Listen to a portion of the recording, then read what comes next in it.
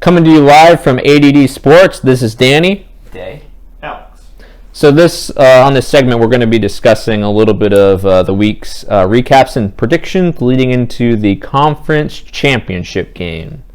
So I'm first going to start off by talking a little bit about the Packers versus the 49ers. And I'm going to discuss two things that I learned from sort of watching this game, sort of my the things that I picked up on based on watching the game. So my first point is one that's going to be pretty controversial for a lot of people here, and it's really that Aaron Rodgers kind of has come up short in the postseason. You know, he's a great quarterback, but in modern day football, you're kind of judged on your playoff record, and Aaron Rodgers is only 11-9 all time in the postseason and 1-4 in the NFC Championship game. He's a great quarterback. It's not all his fault, but you know, something that you're measured on, something I'm going to mention here. My second point is that I think the 49ers are likely the hottest team in the playoffs right now in terms of playing above their talent level. And I think that it was interesting to me that I didn't necessarily think that they were the better team of the two, but they made some key plays, especially on special teams in the fourth quarter, blocking that punt to just sort of will their way to victory against the Packers, who I really think kind of had them outgunned from a talent perspective. But it's really interesting that they keep finding a way to win, and it's going to be interesting to see what they can do this week against the Rams.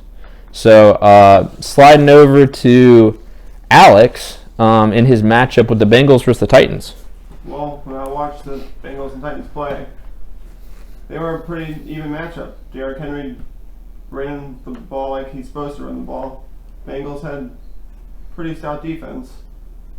But the two things I've learned from this game is, one, the importance of drafting a good kicker.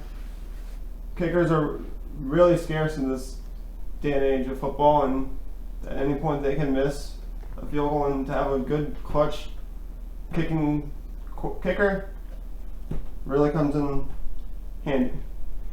The second one is I learned that the end of the game, the big plays at the end of the game are key in winning games. They always say defense wins championships. Bengals came in clutch at the very end. So how about your matchup, Day? Well, to lead off, I'll say one thing. For the last 30, 40 years in the NFL, no rivalry has come close to the must-see primetime matchup that the Manning-Brady rivalry had. Manning-Brady rivalry of the 2000s, unparalleled. And ever since then, we've been looking for what's the next big quarterback matchup, what's the next Manning-Brady matchup, and we've thrown all kinds of names out there that never fared well. The last couple of years, we thought Mahomes and Jackson, after the back-to-back MVPs from the two of them, was going to be that matchup, but I think after the long wait, Josh Allen and Patrick Mahomes is that Manning-Brady matchup with the most unforgettable finishes to games, because that Chiefs-Bills game was the most unforgettable finish of all the games and one of the best weekends of games we've had. You know, 25 points in the final 2 minutes. I mean, these two quarterbacks completely carried the team. The third quarter, you know, the game was tied. The Bills were on offense, handing the ball off a couple times. It was almost like free plays. They hand the ball off, it's for nothing. You're just punting the ball away. It's just a wasted play. The only plays that seemed to work were either we let Josh Allen run the ball, or he just drop backs and finds a way to throw it down the field somewhere. I mean, the Chiefs answered every time. I think Tyreek Hill is the best weapon in the league. And so his long touchdown, where he outran the entire Bills defense 50 yards to put the Chiefs ahead before Josh Allen, you know, came in just magic with 13 seconds left. And then the controversy in that game where they're talking about should they have squib kicked it. I don't think they should have. Special teams can make plays there. The defense let them down. You know, the game got into overtime. The Chiefs won, and almost kind of overshadowed the next matchup that was the Bucs-Rams with its fantastic finish, and Tom Brady being Tom Brady, coming back, tying that game up, and then Matthew Stafford showing everybody why the Rams went out and traded everything to get him, because he did what Jared Goff could not do for him and gave him that win. So, you know, best weekend of games to recap, and got a couple good matchups for next weekend. So, you know, we'll start with the Bengals and Chiefs. Alex, what do you have for that one? Well, Danny, I have The Bengals beating the Chiefs 21-19. Early on in the year, they played it Week 17, and the Bengals outdueled the Chiefs, beat them 34-31. So I have a good feeling that Joe Burrow and the Cincinnati Bengals offense can do it again. Good take. What about you, Danny?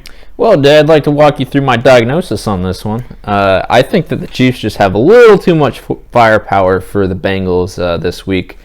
When I watched the Bengals game last week,